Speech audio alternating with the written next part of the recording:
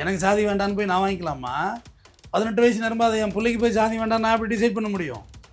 Religion வேண்டாம்னு எப்படி சொல்ல முடியும்? இதெல்லாம் மத உணர்வுகள், சென்சிட்டிவ், அரசியலமைப்பு சட்டத்துக்கு முரணானது இவங்க பேசுகிற பேச்சு. குழந்தைகள் எதிர்காலம் பாதிக்கும். எதிர்காலத்தில் இடஒதுக்கீடுக்கு எதிராக போயிடும். சொத்துரிமையில் பிரச்சனை வந்துடும். ஸ்பெஷல் மேரேஜ் ஆக்ட் ரிஜிஸ்ட்ரேஷன்லேயே தனி ஆக்ட் அதுக்கு. நம்ம இந்து ரிலீஜன் தான் தாலி கட்டி பண்ணிக்கிறது, மோதிரம் மாற்றி பண்ணிக்கிறது. அது ஒரு மத, அது வந்து வழக்கம், மரபு வழக்கம். தாலி கூட கட்டிக்காம போய் ரிஜிஸ்டர் ஆஃபீஸில் கல்யாணம் பண்ணிக்கலாம். முடியாதா? முடியும். அதில் ஒன்றும் ரிஜிஸ்டர் ஆஃபீஸில் ஒரு காலம்லாம் கிடையாது. தாலி கட்டி மோதிரம் மாற்றி மெட்டி கட்டிலாம் கிடையாது. கல்யாணம் பண்ணிக்கிறோம், மணமகளாக ஏற்றுக்கிறோம். அது இண்டோவில் நீ பண்ணுறியா ரிலீஜன்? இது பெரிய அரசியலமைப்பு சட்டத்தோட முரண்பட்ட விஷயங்களை நீங்கள் பேசிகிட்டு இருக்கோம். நாட்டு ஸ்காலர்ஷிப் வரணும், உனக்கு வேலை வாய்ப்பு வரணும். எம்ப்ளாய்மெண்ட்டில் எப்படி போய் பதிவு பண்ணுவோம்? என்னென்னு பதிவு பண்ணுவீங்க எம்ப்ளாய்மெண்ட்டில்? நோ காஸ்ட் நோ ரிலீஜன் தான். எந்த இடஒதுக்கீட்டில் உங்களுக்கு கொடுப்பாங்க? எல்லாருக்கும் இடஒதுக்கீடு இருக்குது, தெரியுமா தெரியாதா? வியாபார ஸ்தலங்களில் மாட்டி வச்சுருப்பாங்க. ஒரு புற போட்டால், ஒரு கோயில் போட்டால், ஒரு சிலுவை போட்டால் எல்லோரும் வாங்கப்பா வியாபாரம் பண்ணணும். உண்மையான சமூக நீதி பேசுகிறவங்க வியாபாரி தான்மா. எல்லாமே எங்களுக்கு சம்பளம் தாங்க. அவர் பட்டையும் போட்டிருப்பாரு, குள்ளாவனாலும் போட்டிருப்பாரு. ஆனால் வியாபாரம் வந்து பண்ணணும்ல. ஜாதி கட்சியில் போய் சேர்ந்துக்கோ, கோடி பிடி, ஜாதி அழிச்சிருவா நீ? முடியாது. அப்போ தெரியுதுல்ல அழியாதுன்னு. மதம் இல்லை அப்படின்னு நான் பேசுகிறேன், மதம் அழிஞ்சிருமா? பவராக இருக்கலாம், ஏடா உடமா இருக்கு, பார்த்தா பெட்ரோல் மாதிரி எரியும்.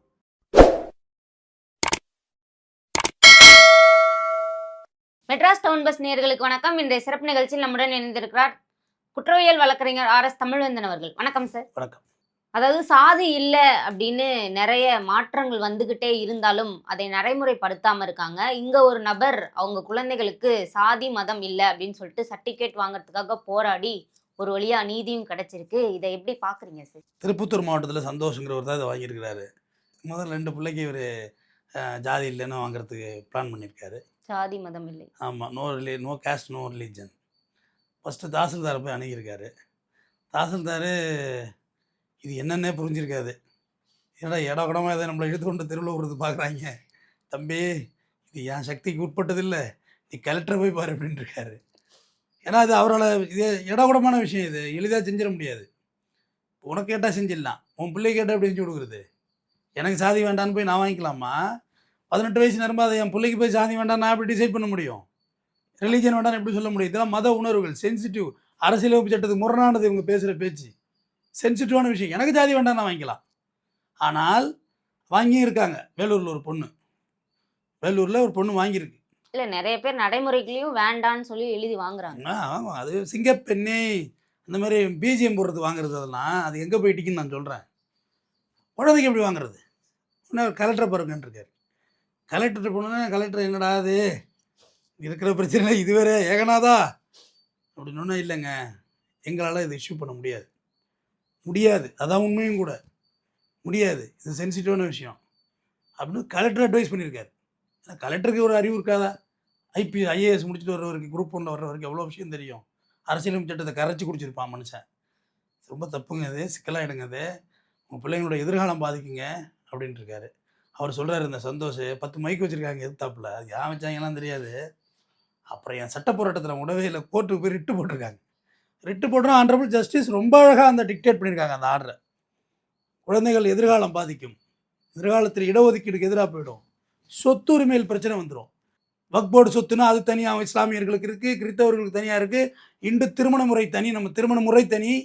அவங்கள கல்யாணம் பண்ணிங்கன்னா ஸ்பெஷல் மேரேஜ் ஆக்ட். யாரை கல்யாணம் பண்ணணும்னா மாற்று மதத்தை ஸ்பெஷல் மேரேஜ் ஆக்ட் ரிஜிஸ்ட்ரேஷன்லேயே தனி ஆக்ட் அதுக்கு. நம்ம இந்து ரிலீஜன் தான் தாலி கட்டி பண்ணிக்கிறது, மோதிரம் மாற்றி பண்ணிக்கிறது. அது ஒரு மத, அது வந்து வழக்கம், மரபு வழக்கம்.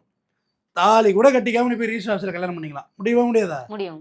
அதில் ஒன்றும் ரிஜிஸ்டர் ஆஃபீஸில் ஒரு காலம்லாம் கிடையாது. தாலி கட்டி மோதிரம் மாற்றி மெட்டி கட்டிலாம் கிடையாது. கல்யாணம் பண்ணிக்கிறோம், மணமகளாக ஏற்றுக்கிறோம்.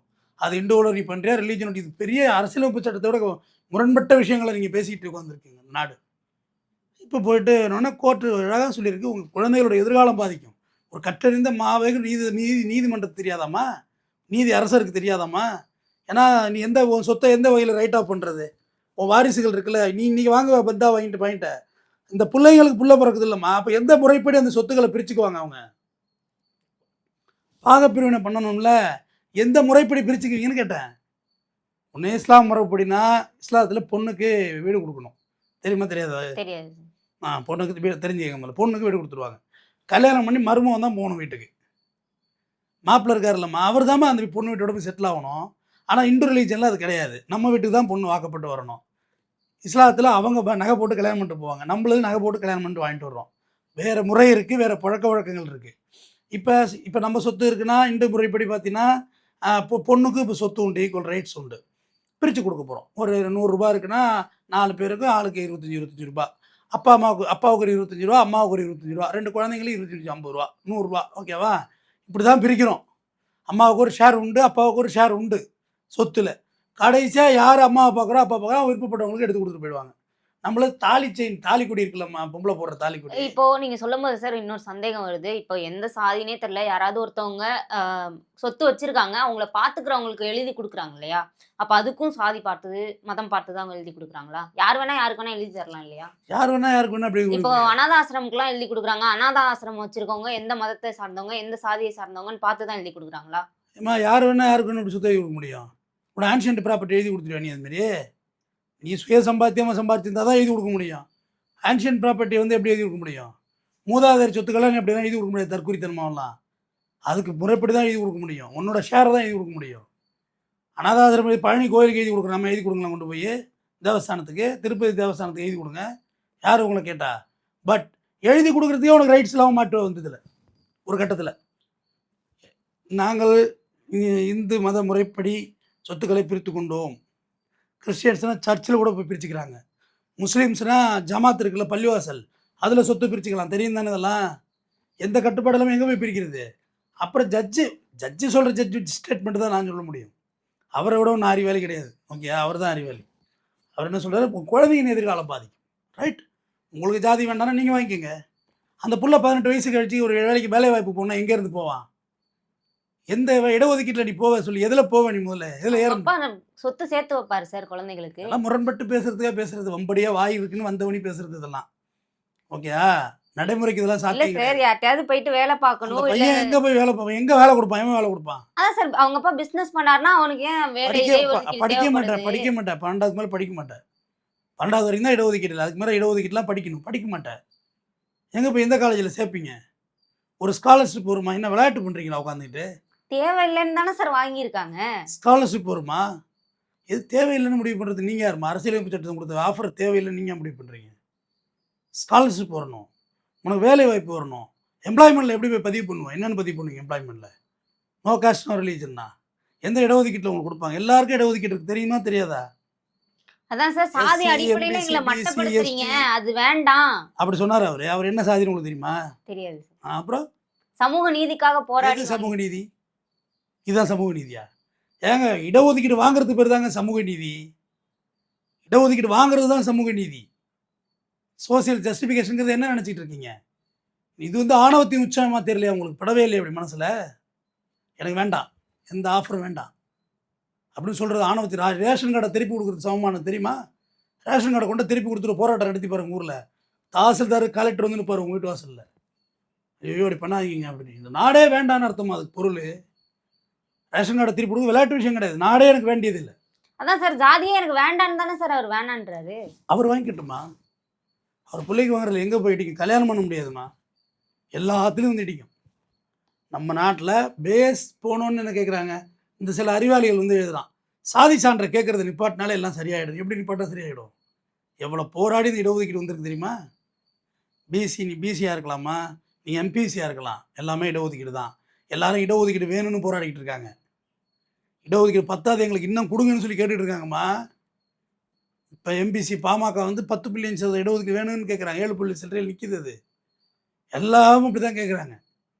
பேக்வர்டு கேஸில் உள்ளவங்களே எங்களுக்கு இடஒதுக்கீடு பத்தாது, எங்களை எம்பிசியில் சேருங்கன்னு போராடுறவங்களாம் இருக்கிறாங்க.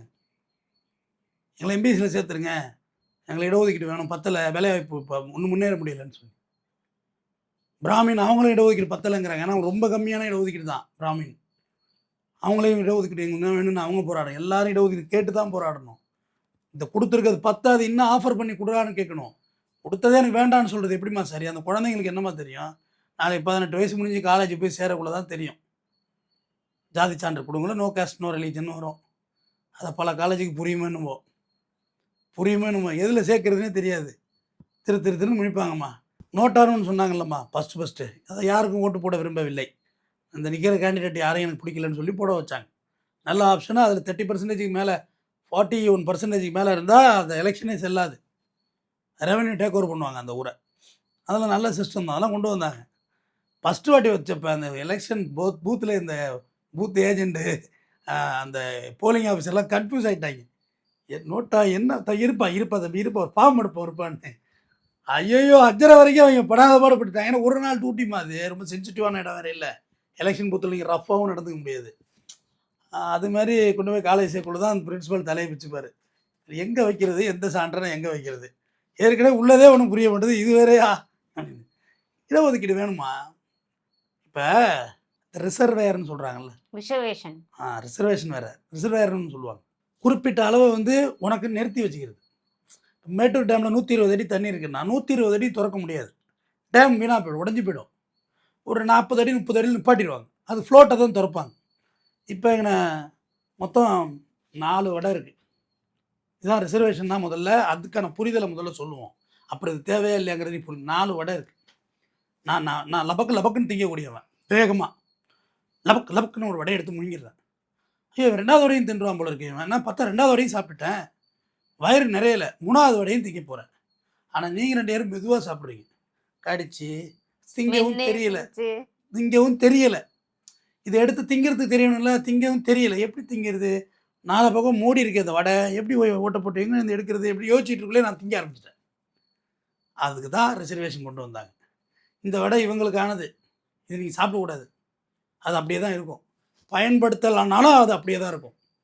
இடஒதுக்கீடு அவங்க பயன்படுத்தலைனாலும் அது அப்படியே தான் இருக்கணும். 20% உங்களுக்கு இருக்குன்னா 20% உனக்கு தான். அது நீ முன்னேறி படித்து மேலே வந்து அதை வாங்கிக்கோ, உனக்கு கிடக்கு.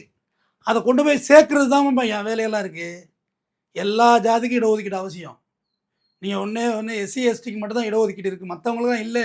தவறான புரிதல் இது. நீங்கள் சட்டம் தெரியாமல் பேசுகிறீங்கன்னு வேணால் வச்சுக்கலாம். அரசியலமைப்பு சட்டம் உங்களுக்கு புரியலை. ஆனால் அம்பேத்கர் எழுதக்குள்ள எல்லா கம்யூனிட்டிக்கும் தான் இடஒதுக்கீடு கொடுத்துருக்காரு. ஜாதி வாரியாக பொருளாதார ரீதியாக அதை அப்படி பிரித்தாங்க. ஆனால் அதே கிரிமினல் மாண்புமிகு நீதியரசர் கவாய் என்ன சொல்லிட்டு போனார், கிரிமினல் பற்றி ஒரு லெசன் இருக்குது, அதை முதல்ல படிங்க. பட்டியலின சமுதாயத்திலிருந்து பட்டியல் இனம்னு சொன்னாங்க, தவறான வார்த்தை இல்லை, மார்ஜினரி செக்ஸுவல். மார்ஜின் போட்டு எழுதிரியா இல்லை அந்த இடத்துல இப்படி எழுதக்குள்ள எதுக்கு மார்ஜின் போடுற சொல்லு முதல்ல. அந்த அறிவாவது இருக்கான்னு பார்ப்போம் மக்களுக்கு. எதுக்கு மார்ஜின் போடுறோம்? இதுக்குள்ளே வந்துடக்கூடாதுங்கிறதுக்காக போடுறோம். இன்னும் 1 2 போடுறது, காலம் போடுறது வச்சுருக்கோம் மார்ஜின். அப்போ தான் அந்த பேஜ் அழகாக இருக்கும். அது ஒரு பர்பஸ். இதில் ஒரு நோட்ஸ்னால் இதில் எடுத்து வச்சுக்கலாம். அந்த இடத்துல ஒரு சின்ன ஸ்டார் போட்டுக்கலாம் முக்கியமான பாயிண்ட்டுக்கு. அதான் மார்ஜின். மார்ஜினரி செக்ஸுவல்னு எது கொண்டு வந்தாங்க? பட்டியல் இனம்.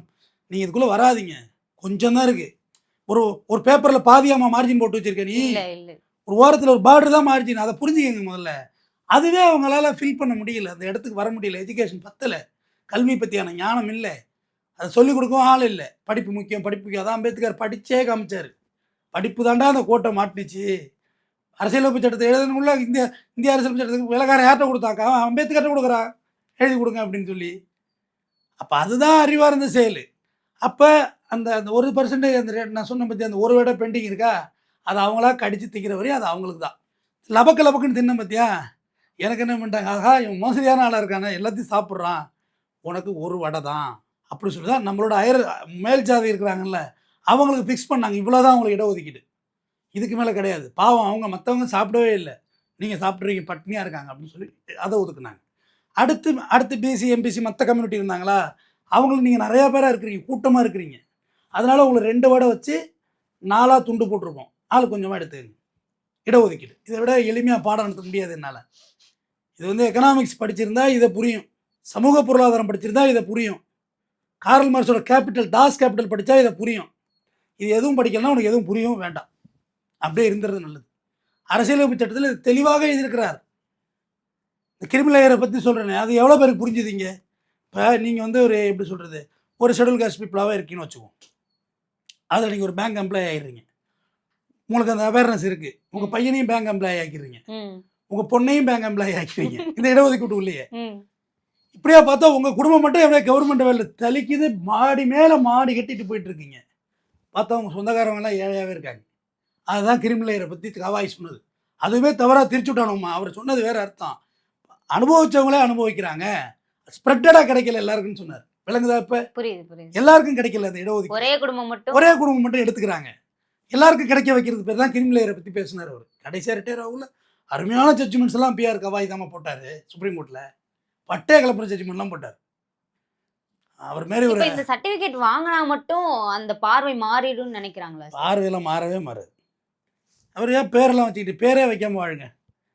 சந்தோஷங்கிறது இந்து பேரா தெரியுது. உங்களுக்கு எப்படி தான் தெரியுது? இந்து பேரா தானே தெரியுது. பேரே வைக்காதீங்க. சும்மா அவர் பேர் சும்மா. சும்மா இங்கே வாங்க, சும்மா சும்மா உட்காருங்க, சும்மா சும்மான்னு வைங்க. வெற்றுன்னு வைங்க. வெற்று வெற்று வாப்பா உட்காருப்பா தம்பி. ஏமா லாஜிக்காக ஏதாவது பேசுங்கம்மா. நாட்டில் இருக்கிற பிரச்சனை இது வேறு. ஏம்மா எப்படிமா இருக்க முடியாது மாரி? இல்லை முகமது சந்தோஷ் ஜேம்ஸ்னு வைங்க. எம்மதமும் சம்மதமும். மூணாக இருக்கட்டும். இந்த இது இந்த வியாபார ஸ்தலங்களில் மாட்டி வச்சுருப்பாங்க. ஒரு புறை போட்டால், ஒரு கோயில் போட்டால், ஒரு சிலுவை போட்டால் எல்லாரும் வாங்கப்பா வியாபாரம் பண்ணணும். உண்மையான சமூக நீதி பேசுகிறவன் வியாபாரி தான்மா. எல்லாமே எங்களுக்கு சம்பளம் தாங்க. அவர் பட்டையும் போட்டிருப்பாரு, குல்லாவனாலும் போட்டிருப்பாரு. ஆனால் வியாபாரம் வந்து பண்ணணும்ல. உன் ஜாதிகாரம் மட்டும்தான் நீ வியாபாரம் பண்ணணும்னு உட்காந்துருப்பேன் மளிகை கடை வச்சுட்டு. இல்லை என் மதத்துக்காரத்துக்கு மட்டும் தான் ஜாமான் கொடுப்பேன். மற்றவங்களாம் கொடுக்க மாட்டேன்னா ஊசி போகும் பொருள். பிரெட்டெல்லாம் வீணாக போயிடும். அதுலலாம் தெளிவாக தானே இருக்கிறாங்க. ஒரு காலத்துல அந்த தீண்டாமைன்ற ஒரு பார்வை இருந்துச்சுல்ல சார், அது இன்னமும் தொடர்ந்துட்டு இருக்கு அப்படின்னு நினைக்கிறாங்க. நான் எனக்கு தெரிஞ்சு நான் தீண்டாமைங்கிற பார்வை எனக்கு இல்லைப்பா. எங்கேயும் இல்லை. நான் பார்க்கவும் இல்லை, எனக்கு தெரியவும் இல்லை.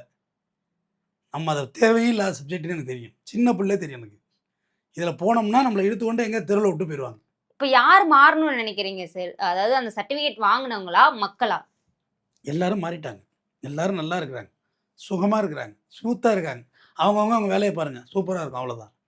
உங்கள் குடும்பத்தோட வளர்ச்சியை நீங்கள் பாருங்கள்.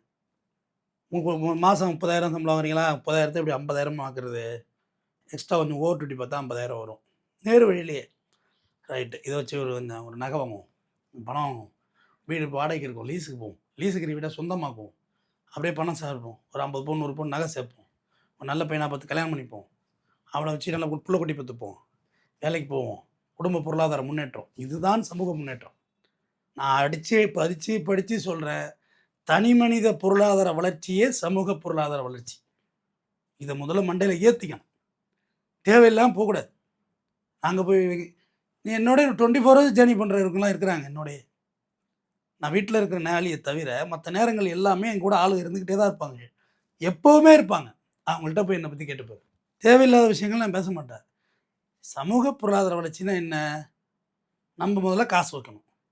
நான் முதல்ல பணக்காரன் ஆகணும். நானுன்னா என் குடும்பம் ஆகிடுது. என் குடும்பம் ஆன பிறகு எங்கள் சொந்தக்காரங்களை ஆக்கணும். எங்கள் சொந்தக்காரங்களை ஆக்கின பிறகு எங்கள் ஊர் ஆக்கணும்.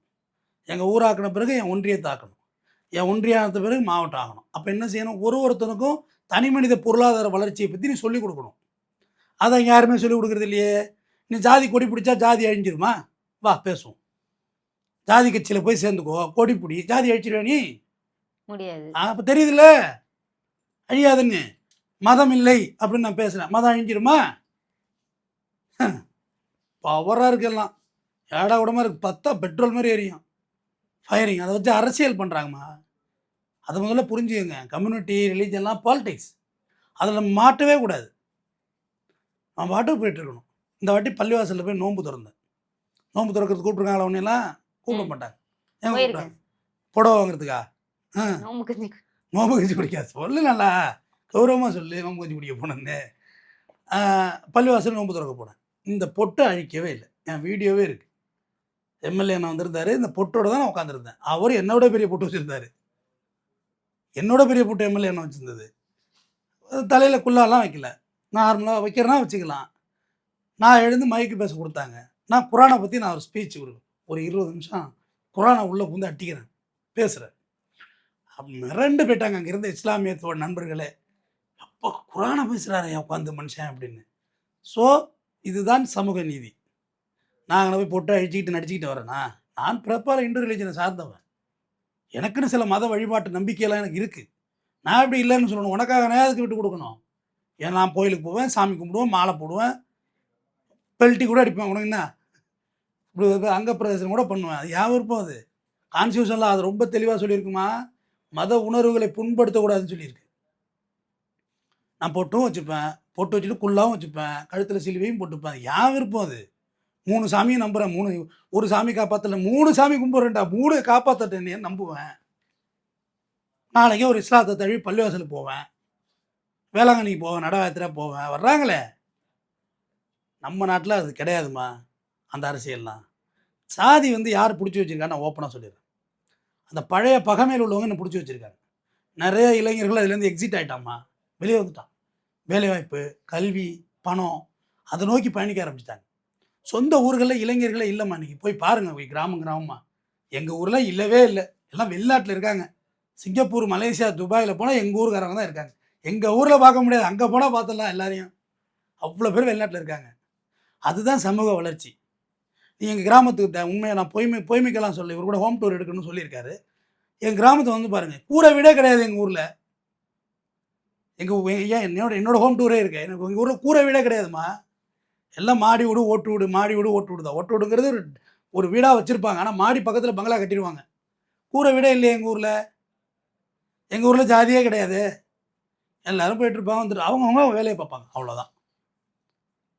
அவங்கவுங்க வேலையை பார்ப்பாங்க. இந்த புரட்சி புண்ணாக்கு இதெல்லாம் பேசிகிட்டு இருக்க மாட்டாங்க. அவங்க உண்டு வேலை உண்டு. கட்சிக்கு கொடி பிடிச்சிலாம் சுற்றிட்டு இருக்க மாட்டாங்க. எலெக்ஷன் அப்போ எந்த கட்சி ஓட்டு போட்டு டடக்குன்னு ஓட்டு போட்டு வந்துகிட்டே இருப்பாங்க. வேலை முடிஞ்சு போச்சு. போலிங் சதவீதமே எங்கள் ஊரில் அதிகம். எலெக்ஷன் போலிங் இருக்குல்லம்மா, அதுவே அதிகம். அப்போ ஓட்டு போடாதீங்க. ஜாதி சான்று வேண்டாம், மத சான்று வேண்டாம், ஓட்டும் போடாதீங்க. ஏன் அவங்கள ஒருத்தவன் எம்எல்ஏ ஆளணும், எம்பி ஆளணும், முதல்வர் ஆளணும், மோடி ஆளணும், தேவையில்லாத தானே. ஓட்டும் போடாதீங்க. ஓட்டுரிமை வேண்டாம்னு போய் எழுதி கொடுங்க. எங்களுக்கு ஓட்டுரிமை வேண்டாம், எழுதி கொடுங்க. அதுதானே சரியாக இருக்க முடியும். ரேஷன் கார்டை கொடுத்துருங்க, வேண்டாம். ஆதார் கார்டையும் கொடுத்துருங்க, வேண்டாம். நீங்கள் தான் சொன்னீங்க நிறையா சொத்து வச்சுருக்கோம்னு. ஒரு குடி நிலத்தை விற்க முடியாது உன்னால், தெரிஞ்சுக்க. ஆதார் கார்டு இல்லாமல் ஒரு பிட்டு குடி, ஒரு சென்ட் காணி இடத்த விற்க முடியாது, வாங்க முடியாது. ஆதார் கார்டு வேணும். பேங்க் அக்கௌண்ட் ஓப்பன் பண்ணாங்க. ஆமாம் சார், இப்போ எனக்கு டவுட் வருது. ஆதார் கார்டுலையும் மென்ஷன் பண்ணுவாங்க இல்லையா ரிலீஜன்? அப்போ இந்த சர்டிஃபிகேட் வாங்கியிருந்தா அதெல்லாம் மென்ஷன். அதான் சொல்கிறேன். நீங்கள் அந்த புள்ள பாவம், அந்த குழந்தை 18 வயசுக்கு மேலே அவன் படப்புற பாடு இருக்கு பாரு, படாத பாடாயிடும். ஏமா நிறைய இடங்கள்ல தாய் தந்தையரோட கொள்கையினால பிள்ளைங்க லாக் ஆகிட்டுமா. வெளிப்படையாக சொல்கிறேன். நீங்கள் ஒரு கம்யூனிட்டி, உங்கள் அப்பா அம்மா வச்சுக்குவோம், இப்படி நல்லாயிருக்கும். அவங்க அம்மா ஒரு ஒரு ஒரு பேக்வர்டு கேஸ்ட், உங்கள் அப்பா ஒரு ஷெட்யூல் கேஸ்ட்னு வச்சுக்குவோம். ஒரு உதாரணத்தை சொல்கிறேன். 2 பேரும் கல்யாணம் பண்ணிடுறாங்க, இன்டர் கேஸ்ட் மேரேஜ். இந்த பிள்ளை என்ன ஆகுதுன்னா, இந்த பிள்ளைக்கு நேற்று மனப்பூர்வமாக எனக்கு ஒருத்தவங்க சொன்னாங்க, ஏன்னா இவ்வளோ லேட் ஆகிட்டு மேரேஜுக்கு அப்படின்னு. 35 வயசாகிட்டு சார், இங்கேயும் ஒன்று கொடுக்க மாட்டானோ, இங்கேயும் ஒன்று கொடுக்க மாட்டாங்க, 2 பக்கமும் ஏற்றுக்க மாட்டாங்க. இப்போ பிரச்சனை பிள்ளைக்குள்ள வருது. ஜாதி சான்று இல்லைன்னு வாங்கிட்டீங்க, அந்த பிள்ளைக்கு கண்டிப்பாக பிரச்சனை வரும். அதை ஒரு சட்ட போராட்டம்னு பெருமையாக வேறு பேசுகிறார். கோர்ட்டு சொல்லுது இது தேவையில்லாத வேலைன்னு. அப்பீல் எதுக்காண்டி அலோவ் பண்ணியிருப்பாங்க அந்த பெட்டிஷன்னா. சரி ரைட்டு, தலைகீழாகத்தான் குதிப்பேன்னு முடிவெடுத்த பிறகு நான் என்ன பண்ண போகிறேன்? என் மண்டே உடைய போது கவுண்டர் பண்ணி சொல்லுவார்ல, எஸ் ஐ எம் கம்மிங், தலைகீழாகத்தான் குதிப்பேன் கோட்டைச்சாமியும் வரல, தலைகீழாக குதி நான் என்ன பண்ண போகிறேன்? அடுத்து சுப்ரீம் கோர்ட் போவீங்க, இஷ்யூ பண்ணுறேன். பட் நாளைக்கு இதே பையன் ஹைகோர்ட்டில் ரிட்டு போடுறானா இல்லைன்னு பாரு, எனக்கு ஜாதி சான்று வேணும், அப்படியே இப்போயே அஃபிடவிட் ரெடி, டைப் பண்ணுங்கப்பா, அஃபிடவிட் சொல்கிறேன். மை பேரண்ட்ஸ் இன்னசென்ட்டு, தெரியாதனமாக வாங்கிட்டாங்க, பட் என்னோட கேரியர் பாதிக்குது, எனக்கு ஜாதி சான்று வேணும், எங்கள் அப்பா அம்மாவோட ஜாதி சான்றை பேஸ் பண்ணி எனக்கு கொடுங்கன்னு சொல்லி ஹைகோர்ட்டில் ரிட்டு போட்டு இந்த பையன் வாங்குவான். இப்போ அவங்க ஜாதி சான்றிதழ் வேணும் அப்படின்னு சொல்லிட்டு அப்ளை பண்ணால் தரமாட்டாங்களா? இந்த சர்டிஃபிகேட் வாங்கிட்டு அந்த பையன் ஒரு 18 வயசு வரணும், மறுபடியும் அரசியலமைப்பு சட்டம் இந்த ஒரு பாரு கேள்வி ஈஸியாக கேட்டு இந்த ஒரு 1200 பக்கம் இருக்குது, எடுத்து படித்து அதை படிக்கணும், படித்து ஹைகோர்ட்டில் ரிட்டு போடணும். கண்டிப்பாக ரிட்டு போட்டு அலோவ் பண்ணிடுவான்னு வச்சுங்களேன், அந்த பையன் கண்டிப்பாக ரிட்டு போடுவான், லாக் ஆகிடும். எங்கே போனால் லாக் ஆகிடும், நீ எதுவும் பண்ண மாட்டேன். இது எதுக்காக வேண்டி இவ்வளோ லென்த்தாக இந்த டாப்பிக்கை பேசி தரேன்னா, நான் பேசாமல் யார் பேசுகிறது? இதில் அவ்வளோ சிக்கல் இருக்குதுன்னு சொல்ல வரேன். இன்றைக்கி உள்ள சிக்கல் நான் பேசவே இல்லை, பந்தாவாக இருக்கும். எனக்கு எங்கள் அப்பா தமிழ் வேந்தன் பேர் வச்சார். என் பேர் தமிழ் வேந்தன். ஃபஸ்ட்டு பேர் அட்சயகுமாரன் வச்சார், அப்புறம் தமிழ் வேந்தன் மாறினுச்சு. அப்புறம் எங்கள் ஆத்தா வேதமூர்த்தின்னு வச்சுது. இப்படியா வந்தது எனக்கு பேர் தமிழ் வேந்தன் தான் கெசட் நேம். பள்ளிக்கூடம் போனால் இங்கிலீஷ் வேந்தன், ஹிந்தி வேந்தன் போனோம். எனக்கு செம கடுப்பாக இருக்கும், என்னடா பேர் இது அப்படின்னு சொல்லி. அப்பா என் பேரை மாற்றுப்பா, ரமேஷ் சுரேஷன் வைப்பார், இருறா நல்ல பேர் தாண்டா அப்படின்னாரு. ஆனால் பிற்பாடு அந்த பேர் விலங்குக்குள்ளே தான் அவர் எப்படிப்பட்ட நல்ல பேர் எனக்கு தேர்ந்தெடுக்கிறாருன்னு தெரியும். ரமேஷ் சுரேஷ் யூனிக்காக இருக்க பேர் தான். நிறைய பேர்கிட்ட இருக்குல்ல, வடமொழி ஷா வேறு வரும் அதில். இஷு இந்த இஷுமா இஷு அதை வேற கமெண்ட் பாக்ஸ் தமிழ் புலிகள் கிளம்பிட போகிறாங்க. அதனால் சொல்கிறேன், அதாவது நம்ம அப்பா அம்மா செலக்ட் பண்ணுற எல்லாமும் நமக்கு நல்ல முடிவாக தந்துருன்னு பொருள் இல்லை. நான் கடவுள் மேலே அணைய சொல்கிறேன், எங்கள் தாத்தா வாத்தியார், எங்கள் அப்பா வாத்தியார், நான் வாத்தியாரை போகணுன்னு ஆசைப்பட்டேன். மாணவ செல்வங்களோடு அவனை பயணிக்கணும். ஒரு 50 பேர் என்கிட்ட படித்தா 50 பேரை உருவாக்குற பணியை நான் எடுத்திருப்பேன் கையில். வெறும் சம்பளத்துக்காண்டியெல்லாம் நான் விரும்பலாமா? உருவாக்கலாம். அதோடு தான் இப்போ உட்காந்து இந்த யூடியூப்புங்கிறது எனக்கு என்ன வேர்த்துட்டா வடியுது. எவன் சான்று வாங்கினா வாங்காட்டி எனக்கு என்ன. ஆனால் டீச் பண்ணுறேன், இந்த மாதிரிலாம் ட்ரை பண்ணாதீங்க, தப்பாயிடும், குழப்பமாயிடும், அந்த பிள்ளைங்களோட எதிர்காலம் பாதிக்கும். சின்ன பிள்ளை எல்லா முடிவுகளும் சரியான முடிவு இல்லைம்மா. குழந்தை அப்போ அந்த யார் என்னன்னு பேர் தெரியாத குழந்தைக்கு நீங்கள் எப்படி முடிவெடுப்பீங்க? உடல் உறுப்புகள் தானாக இருக்குல்ல. ஆமாம். இப்போ நான் இருக்கிற மூளைச்சாவு அடைஞ்சிருந்தேன் ஒரு ஆக்சிடெண்ட்டில். என் அனுமதி இல்லாமல் என் உறுப்புகளை எப்படி எங்கள் வீட்டில் உள்ளவங்க எழுதி கொடுக்குது? சரி சொல்லு, லாஜிக்காக. நீங்க தான் இறந்துட்டீங்களே சார். மூளைச்சாவு தான் அடைஞ்சிருக்கேன், கை வராது மாரி மூளை வரல, அவ்வளோதானே. ஒத்த கண்ணு தெரியல காண்டி போட்டிருக்காரு, அதுமாரி தானே காண்டி போட்டுக்கிறோம். ஏன் அனுமதி இல்லாமல் ஹார்ட் இயங்குது, கிட்னி இயங்குது, லிவர் இயங்குது, எல்லாம் இயங்குது. சாப்பாடு எடுத்து ஊற்றுனா உள்ளே போகுது, மூத்திரம் போகுது, எல்லாம் சரியாக இருக்குது. மூளை செய்யலை, ஃபங்க்ஷன் பண்ணல. அப்புறம் எப்படி என் உறுப்புகளை தானம் பண்ண நீ எப்படி எழுதி கொடுப்ப? நான் எழுதி கொடுத்தேனா? என்னை அறுத்து நான் பொருளையும் எடுத்துக்க நான் எழுதி கொடுத்தேனா? பதில் சொல்லுங்க. இல்லை. அது நியாயமா நியாயமற்றதா? எப்படி நியாயம்? உங்களை தான் எழுப்பி கேட்க முடியாது. அப்போ நீ நல்லா தூங்கிட்டு இருக்க, 10 தூக்கு மாத்திரை போட்டு அறுத்து எல்லாத்தையும் வித்துலாமா? கிட்னி லிவர்லாம் அதான் உன்னை தூங்கிட்டு இருக்கேன், உன்ட்ட கேட்க முடியாது என்னால். இது எப்படி நியாயம்? போதையில் கிடக்கிறவன்ட்ட எல்லா பொருளையும் திருடிட்டு போயிடலாமா? செயின் மோதிரம் எழுதி தள்ளிட்டு போயிடலாமா? நான் சொல்கிறது கொஞ்சம் முரண்பாடாக இருக்கும், கொஞ்சம் யோசிச்சு பாருங்க. இவர் சொல்கிறது கரெக்டு தானே? அதை வசூல்ராஜ் எம்பி பேசுகிற கமல் அழகாக சொல்லிட்டு இருப்பார். இவர் எந்திரிக்கவே மாட்டார், நீ எப்படி முடிவு எடுத்த? ஆனந்த் சார் தாடிலாம் வச்சுருப்பார். இவங்க கிடக்குறானுங்க, சன்லைட் நிறைய மெடிசன் இருக்குது அப்படின்னு சொல்லுவார். சப்ஜெக்ட் இன்னும் உயிரோடு தான் இருக்குது அப்படின்னு கண்ணடியோ லைட் அடிக்காதையா, கண்ணை கூச போதியா அதுக்கு அப்படின்பாரு. ஏன் சூப்பருங்க, அது பெரிய முற்போக்கான சிந்தனைங்க, அது லைட் அடிக்காதையா. சரியா? அதுங்கிற சப்ஜெக்ட்டுங்கிற பேர் என்ன அவருக்கு? பேர் எப்படி கிழிஞ்சுது போ, பேரே இப்போ தான் தெரியா அப்படின்னு பேரை தொலாவி ஆனந்த் அப்படிம்பாரு. ஆனந்த் சார்னு சொல்ல ஒரு மரியாதை இருக்கட்டும், சொல்ல மட்டும் புரிய போகுது அதுக்குன்னு. நானும் வந்ததுலேயே அது கேட்டுருக்கேன், நீங்கள் வாத்தியாரா நான் வாத்தியாரா? நாங்கள் ஸ்டூடெண்ட்னா இப்படி தான் கேள்வி தான் கேட்போம். அதாவது மாதிரி நீங்கள் பதில் சொல்லணும் பாரு. ஸ்ட்ரெச்சரில் வச்சு வெளில தள்ளிட்டு போவார். அப்படி ஹார்ட்டு ஆனந்த் புடுங்கணையா லெப்தப்பு மாரி கேட்குது அப்படின்னு சொல்லி வச்சு பார்ப்பார். ஹார்ட்டு நல்லா இருக்குதியா, வாயா, முடியெல்லாம் வெட்டி இவரோட டைம் பாஸ் பண்ணுவார் அந்த ஆனந்த் சாரை. கடைசியாக அவருக்கு நினைவு வந்துடும், அதாவது ரீகால் ஆவார். அப்போ மூளைச்சாவு அடைஞ்சிட்டா நீ எப்படி முடிவு பண்ணுற? பொழைச்சிக்கிறாரு. மெட்டபாலிசம் ரொம்ப டிஃப்ரெண்ட்டானது. நான் மருத்துவத்தை பற்றி தவறாக பேசல, ஆர்கன்ஸ் டோனரை தப்பாக சொல்லலை. ஆனால் நீங்கள் இதே ஒரு ஸ்கேமாக பண்ணிங்கன்னா மூளைச்சாவு அடைஞ்சிட்டாருங்க எழுதி கொடுத்தீங்கன்னா உங்களுக்கு பேர் வரும், டிவியில் போடுவாங்க, பேப்பரில் போடுவாங்கன்னா சரி நம்ம பேர் எப்போ தான் பேப்பரில் வருது, நம்மளே எழுதி கேட்குறாங்க, அவன் மோனை தானே எழுதி கேட்குறாங்க, எழுதி விடு ஓ அப்படின்னா உடனே பாக்ஸில் வச்சு ஹெலிகாப்டரில் வச்சு ஒரே படம் காமிக்கிறாங்க. பேப்பரில் ஒரு ஃபோட்டோ வருது, உடல் உறுப்புகள் தானம் 6 பேருக்கு பொருத்தப்படி. எவனோ குடிச்சிட்டு கல்லீரல் பாழா போனது ஏன் கல்லீரல் எடுத்து வைப்பியா? எவனோ குடிச்சிட்டு கிட்னி எடுத்து ஏன் கிட்னி எடுத்து வைக்கிறதா? நான் எது கொடுக்கணும் அவனுக்கு? நான் அதுக்கெல்லாம் உடன்படவே மாட்டேன். எனக்கு பரவாயில்லைங்க, மண்ணோட மண்ணாக போட்டுங்க, தரமாட்டேன். நீ ஏமாத்திருந்தீனா என்ன வேறு ஆஸ்பத்திரி எடுத்துகிட்டு போவேன். எப்படினாலும் ஒரு உயிர் பிழைக்க தானே சார் போகுது.